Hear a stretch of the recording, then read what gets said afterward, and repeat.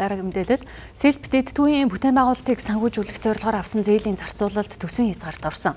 Харин тухайн төслийн зээлийн эргэн төлөвлөлт 2028 оноос эхэлнэ. Тиймээс өнгөрсөн хугацаанд босгосон бондын мөнгийг арилжааны банкнд хүйтэ байршуулснаар 90 гаруй тэрбум төгрөгийн нэмэлт орлого олсон байна. Түүнчлэн ойрын хугацаанд Селб дэд төвийн орон сууцны борлуулалтын захиалга эхэлнэ. За одоогоор төслийн гүйцэтгэл төлөвлөгөөний дагуу хэвэн явж үр ашигтай хэрэгжиж байна гэж Улаанбаатар хотын захирагч Нямбаатар мэдээллээ.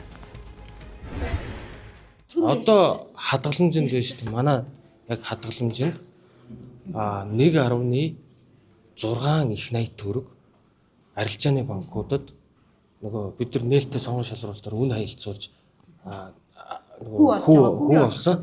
Тэгээ энэ дээр нийтдээ 14-өөс 16% хүүтэй арилжааны одоо системийн банкудад хадгалаад эргэн төлөлт хүү төлөлт хэвээ явж байгаа. Өнгөрсөн жил бид нар хүүгийн ашигаас нийтдээ яг цэвэр ашигаас хот өөрөө 96 тэрбум төгрөгийн одоо ашиг олж авсан. Энтэй яг адилхан хөгжлийн банк 500 сая доллар авчираад нэгийг нь ч гаргаагүй өнөөдөр жилийн 9% хүүгийн өрөнд ороод 2 жил болж байгаа. Тэгэхээр энэ дээр ингээд одоо сэтгүүлчд бас аль төсөл зөв явж байгаа, аль төсөл хүндрэлтэй байгааг харах хэрэгтэй. Бид нар бол одоо гэр хорооллыг орон сууцжуулах ихтгэл найдварыг иргэдтэй өгөх тулд энэ Селб, Баян Өшөө, Дамдаржаа, Шар хад гэдэг төслүүд явж байгаа.